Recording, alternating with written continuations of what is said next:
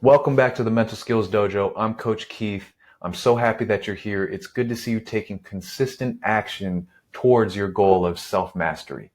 And while I am a guide, it is on you to take your own consistent steps down your path.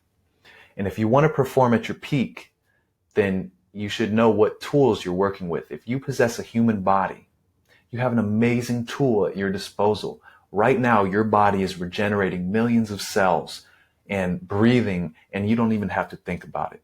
It can learn how to walk and talk and do a crossover and shoot a shot with perfect form, and then it can replicate these actions over and over without us even thinking about it.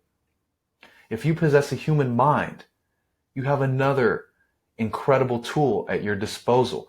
The mind can build big buildings and fly us to the moon. It can become inclined to figure things out, and we don't even need to think about it. It'll just start figuring stuff out on its own.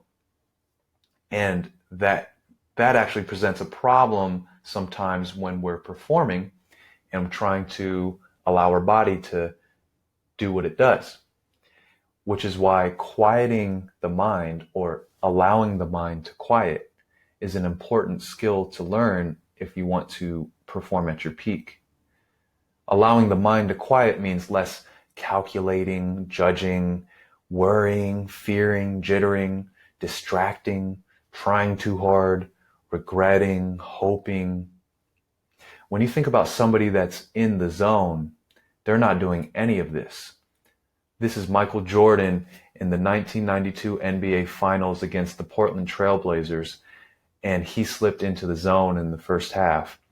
And it was actually there was a lot going on that could have got him in his head during this series. There was an article that was just written about how Clyde Drexler might be the best in the NBA, and this series would kind of determine it.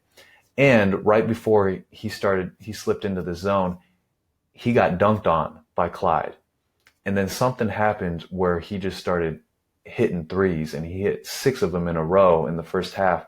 And after the last one, he turned around like as if he's not even in control. And when you think about what do people say when people are in the zone, they say, he's unconscious. He's playing out of his mind. He doesn't even know what he's doing right now. Well, it's not that he's unconscious. Obviously, he's conscious. But there's a part of his brain that's still. In the book Inner Game of Tennis, Timothy Gallwey says that there's a self one, which is the conscious thinking mind, and then there's self two, which is the subconscious mind, the body intelligence.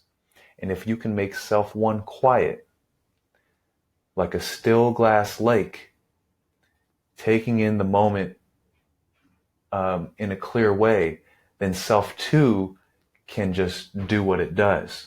And we can practice quieting self one or the thinking mind and just being present in our bodies in formal practice.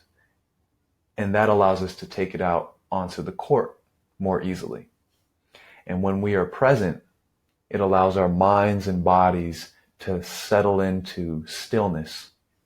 And being still and present is a skill that we can practice and master.